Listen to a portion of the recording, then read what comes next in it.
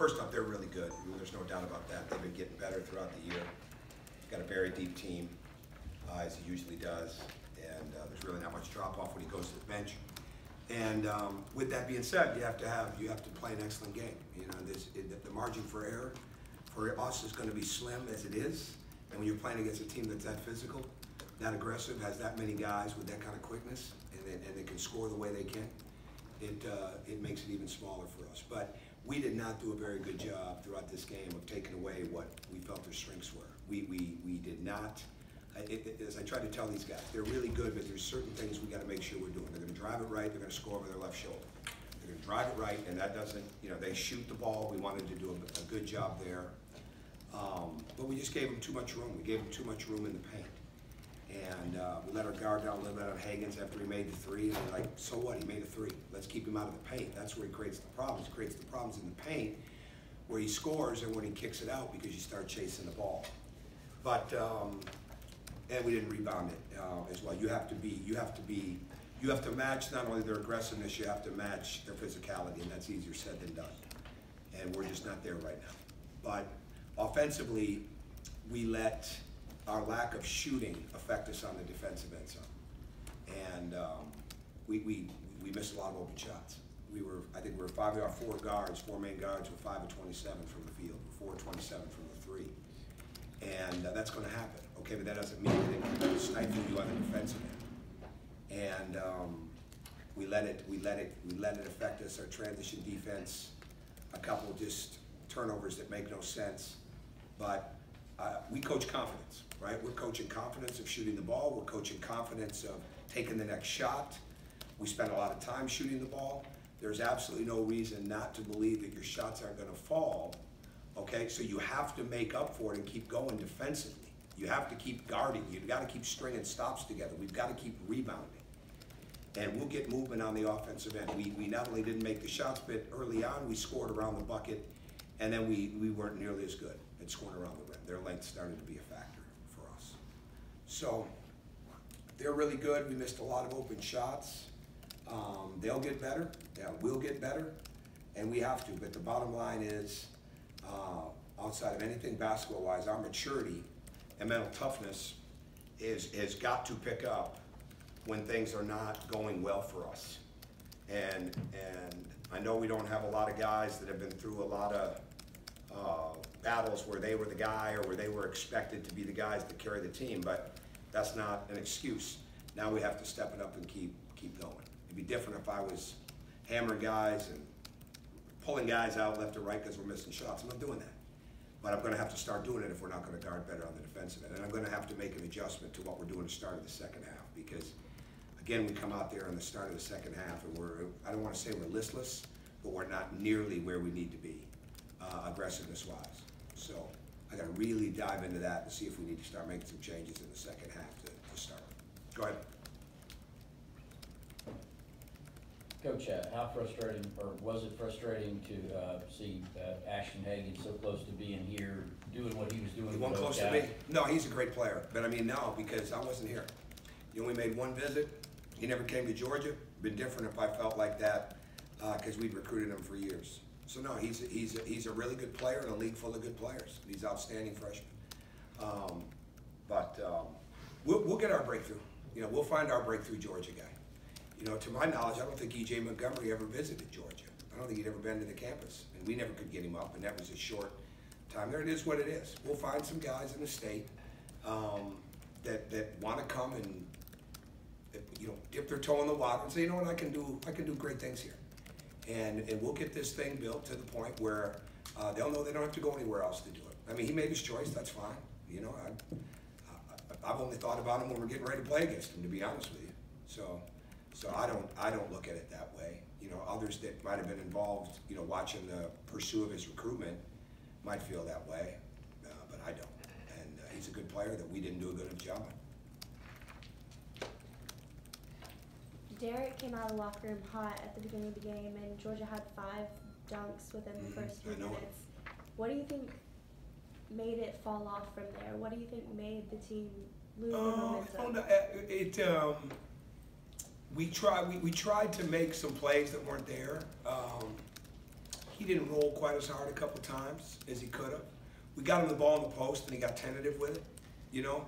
And I think that's part of it a little bit. You know, they clamped down a little bit. They tightened it up a little bit. And we wanted to make sure we had good movement, not only with our bigs around the rim, but being able to space out.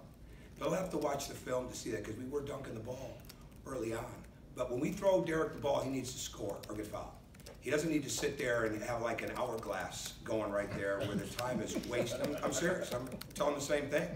I tell him that every day. We're throwing you the ball for a reason. Don't stand there and wait. Cut. Rip it open. Drive it. Go score.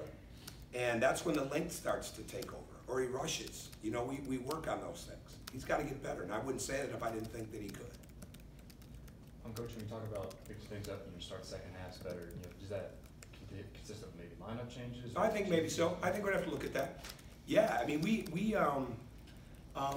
there's not a, you know, we don't have a fire and brimstone type guy that just like they rally around. We don't have that. You know, we got a lot of really good guys. They're playing hard, but you got to have somebody that's going to be the leader and put it together. And we don't have that. I mean, you guys see that. I mean, I'm not making an excuse for it. We're trying to work around it. It's like we don't have a pure point guard. We're trying to work around it, right? And that's what we're trying to do.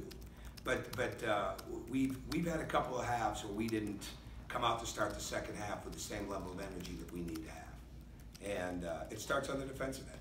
Now, I say that, and last week against Vanderbilt, we did just fine, right? I mean, I'll take a look at it. You know, I'm kind of giving you my stream of consciousness here, that I look at that and say that could be something that we've got to adjust.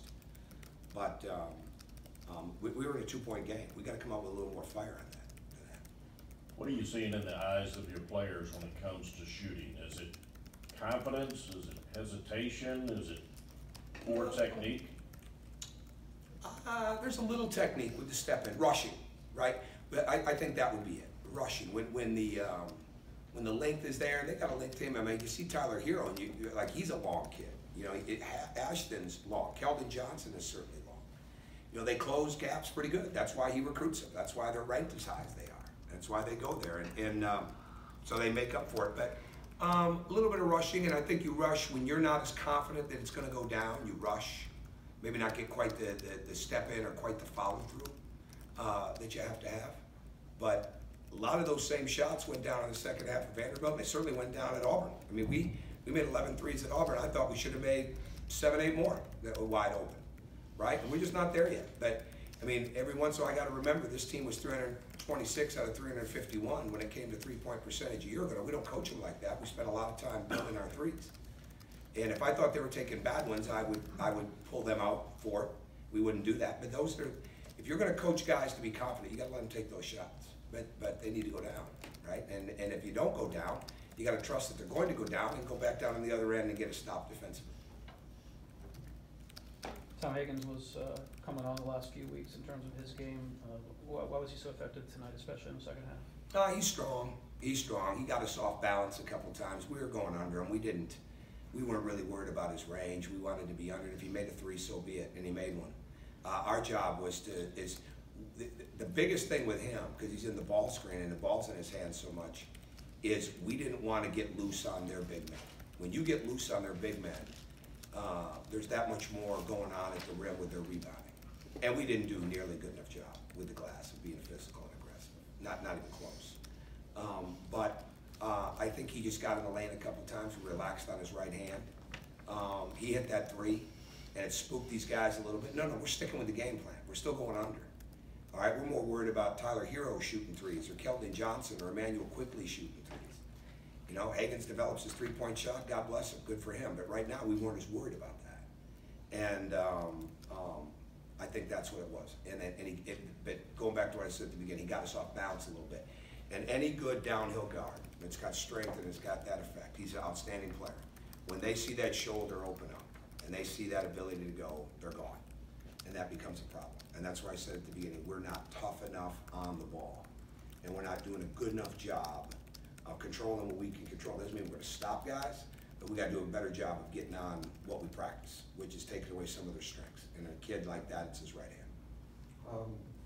Coach, follow up on what you said about how Georgia can get that guy, get that upper echelon type of prospect. And then from this game, do you use the sellout atmosphere, the environment Sure, for most of the game absolutely. as kind of a tool in it, or can you not just because it was? No, absolutely, that's part of it. I mean, no question about it. I mean, and that's what people want to see. I mean, we've got to be able to show that everything you could possibly want is here. The education, the school, the life after basketball. You know, it's all here. I've said that from the very beginning, and we just got to get a couple people that are willing to take that. Say, yeah, you know what, I believe it. And then come help us turn it as we move down the line. So it's, I haven't found, you know, we don't have a pool in Stegman Coliseum, right? So like that, we don't have a pool where we can go and do some training there. I could probably find a couple other things that might make a difference, but other than that, everything is here. Everything you could possibly want is at this school. We just need to recruit it and get a couple people that say, you know what, I want to make Georgia basketball something that I help impact. And we will. It'll come. Coach, what's your take on Kentucky's team at this point in the season? Is it similar to some of John's other teams? Or Boy, you know, I'd have to really think about that. This one's, yeah,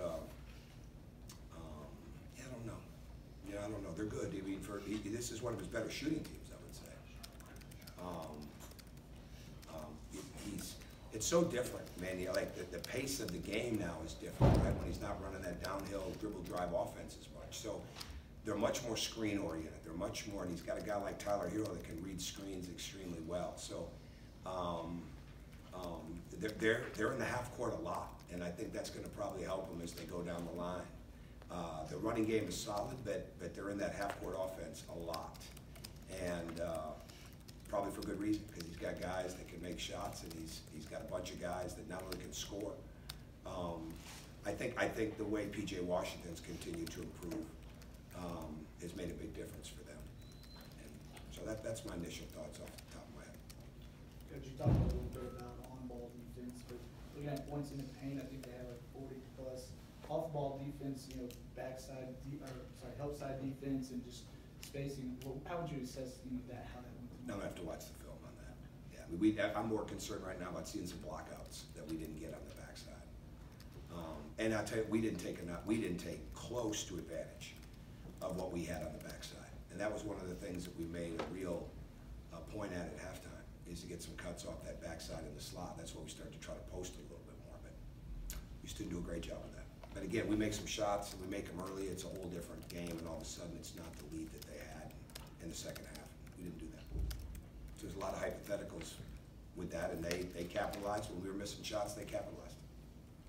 There seemed to be quite a few times when a Georgia player completely just, the ball fell out of their hands, and I think Kentucky had 14 points on turnovers.